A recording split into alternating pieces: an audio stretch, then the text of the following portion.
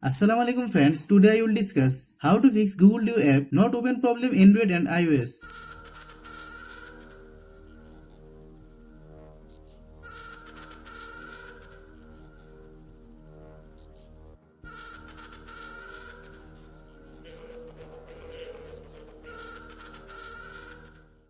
Click settings, click app management, click app list, click Google Duo, click storage use, click clear data, then click OK.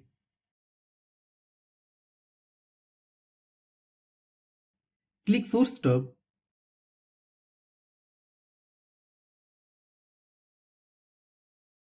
Then open Google Play Store. Then search Google Duo.